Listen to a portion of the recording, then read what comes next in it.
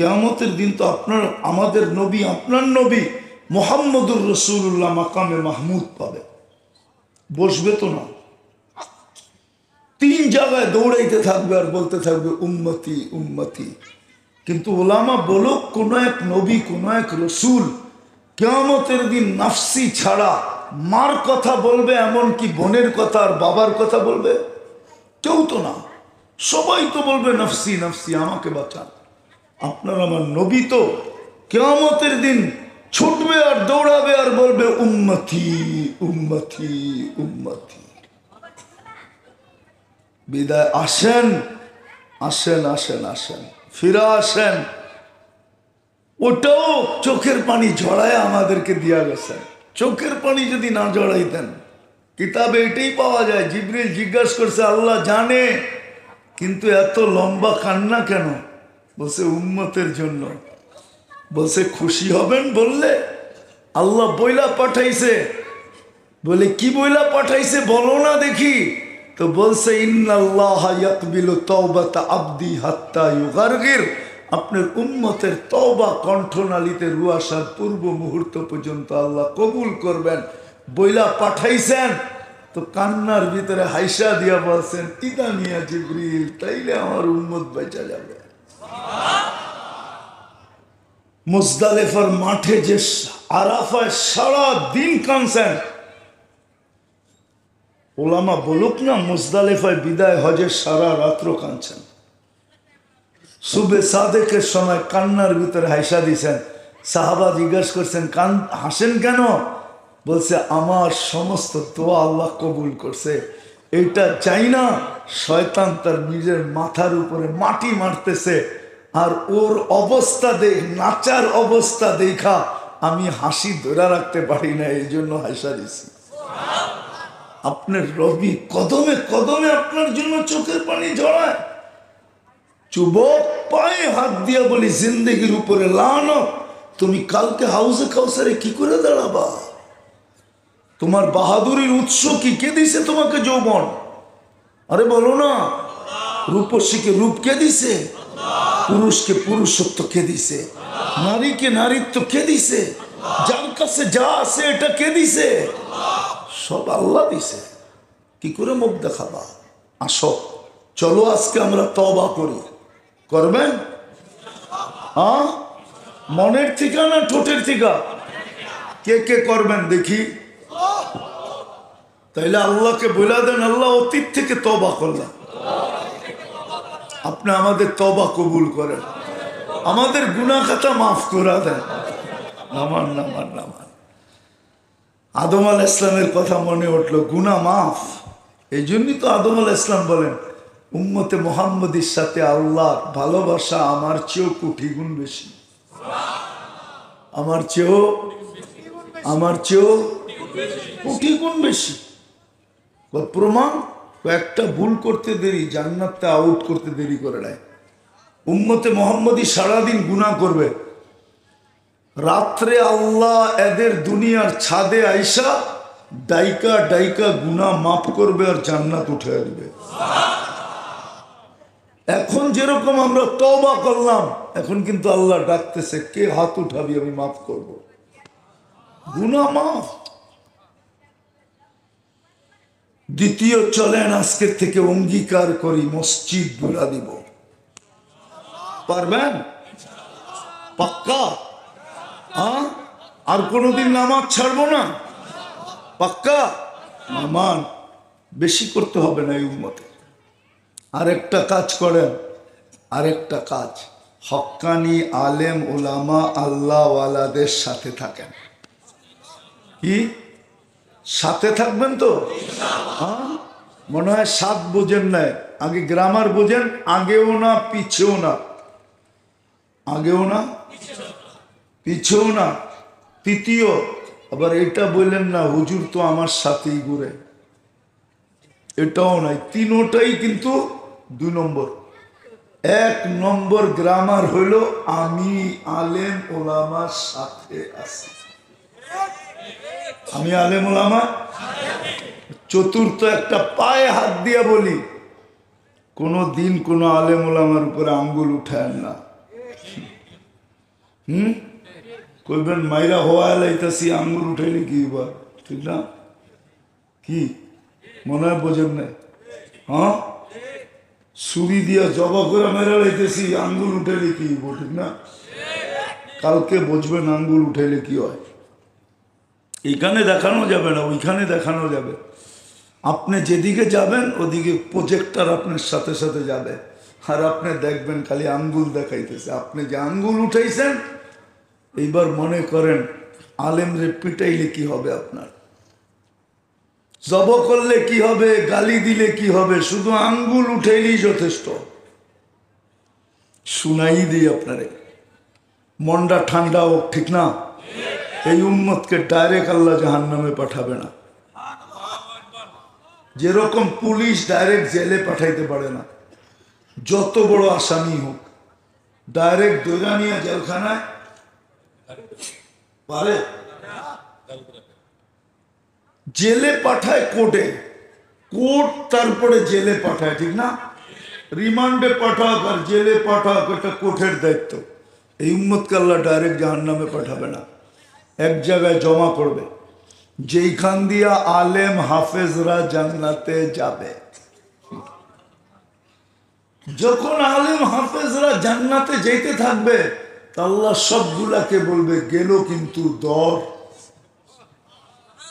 তো আলেমরা ধরবে, আলেমদেরকে ধরবে, হুজুর কই যান? জান্নাতে। আপনাদেরকে না সুপারিশের অধিকার দিছে আল্লাহ, আমরা না দুযোগে যাওয়ার সিদ্ধান্ত হয়ে গেছে, আমাদের সুপারিশ না করে যান তো যান কই? আপনারা না আমাকে পরিচিত, আপনাদের সাথে না চলছি। আলেমদের ভিতরে জোশ আসবে, আলেমরা বেটু দিবে, আল্লাহ জান্নাতে যাবো না। আল্লাহ কেন? এটি তো সব শ্রীপুরে,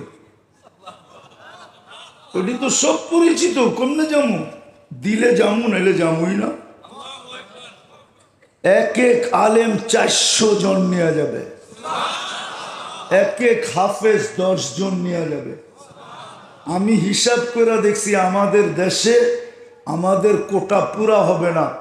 যতজন আলেম হাফেজ আছে, আমার মনে হয় আমাদের দেশের কোটা হাফেজদের দিয়ে পুরা হয়ে যাবে।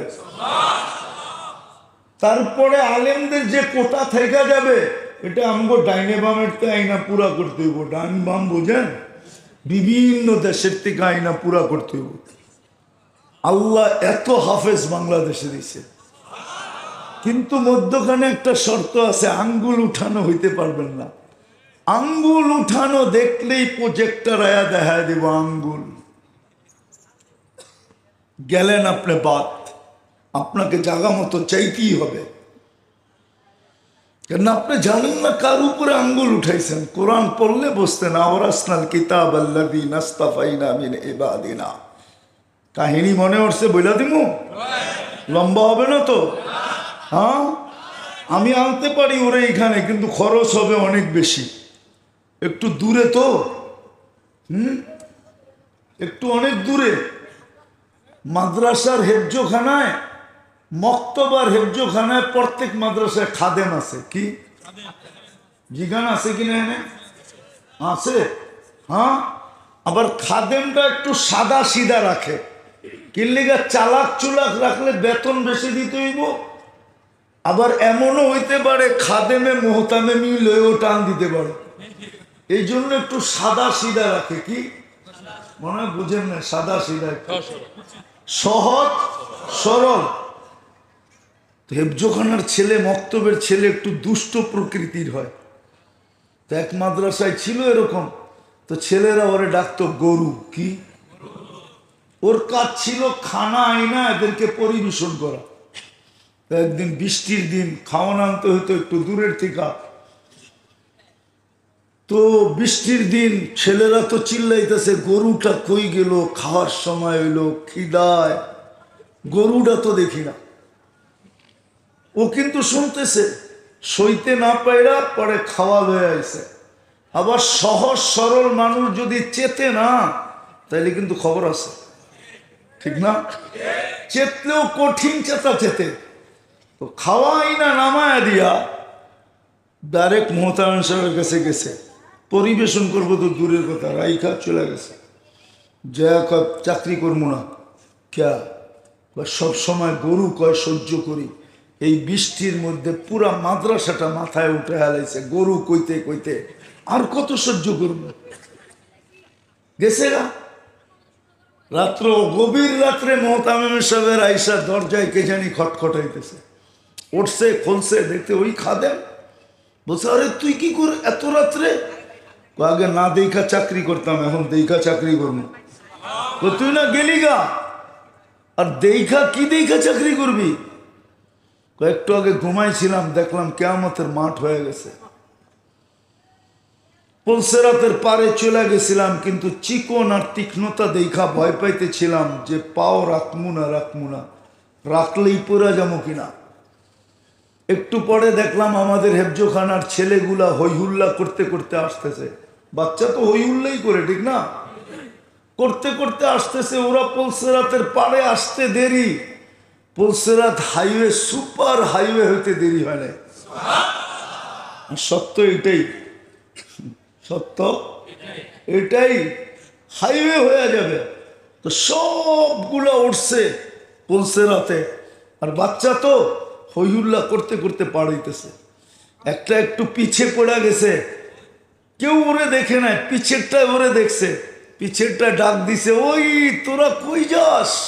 আমগো গরুটা দাঁড়ায় রয়েছে, ওরে পার করবি না? হায় হায় হায় হায়, বুঝলেন না আপনারা? আমাগো গরুটা দাঁড়ায় আছে, ওরে পার করবি না বলে সব ছুটা পিছে আসছে। আর ডাকায় শব্দ হলো চেঙ্গুলা। চেঙ্গুলা বোঝেন? বুঝেন না? হাতে পায়ে ধরে এরকম উচকে নিয়ে যাও, উঁচা করে শূন্য করে নিয়ে যাওয়া। সবাই শূন্য করে নিয়ে ওই পারে রেখে দিচ্ছে। আমার ঘুম ভেঙে গেছে, আমি চাকরি করমু, গরু কোকার যাই কোক। এতদিন না দেখা করছি, এখন দেখা করবো। এই জন্যই আমি পায়ে ধরতেছি, আঙ্গুল উঠান না।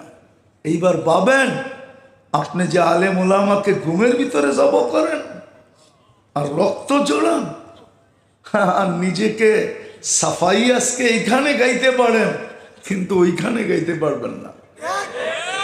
আজকে এইখানে যুক্তি দিতে পারেন, কিন্তু ওইখানে, হ্যাঁ, যার জন্য আপনি এগুলা সব করতেছেন। নোয়াখাইল্লা একটা কথা আছে, নোয়াখাইল্লা, কিন্তু ওইটা এই লাউড স্পিকার খোলা আছে, বলতে পারবো না। নাহলে নোয়াখালীর একটা প্রবাদ বাক্য আছে, যার জন্য আপনি আর আমি করতেছি, ওরা কিয়ামতের দিন আপনার দিকে চোখ উঠায়ও তাকাবে না। ও তো নিজের বাঁচাই বাঁচার জন্য দৌড়াবে, আপনার দিকে কোথায় চোখ উঠায় দেখবে? এই জন্য নোয়াখাইল্লা একটা গ্রাম্য প্রবাদ বাক্য আছে, ওটা আমি বললাম না, ঘুরাইয়া বললাম। নোয়াখাইল্লা পীরের সারণ পীরে সারবো, আগেরটা কইলাম না। নোয়াখালীর কেউ থাকলেও মিলাইয়া নিতে পারবো, এটা নোয়াখালীর ভাষা। পীরের সারণ পীরে সারবে। যেই দিন বাপ সন্তানের দিকে দেখবে না, ইয়াউমা ইয়াফিরুল মারউ মিন উম্মিহি ইয়াউমা ইয়াফিরুল মারউ মিন আখি ওয়া উম্মিহি ওয়া আবি ওয়া সাহিবাতিহি ওয়া বানি লা ইয়াসআলু হামিমুন হামিমা লা ইউজজি ওয়ালিদুন আন ওয়ালাদিহি শাইআ ওয়ালা মাউলুদুন আন ওয়ালিদিহি শাইআ। ওইখানে আরেকজন আপনার দিকে কই তাকাবে? আপনি জানেন কিয়ামতের দিন কি?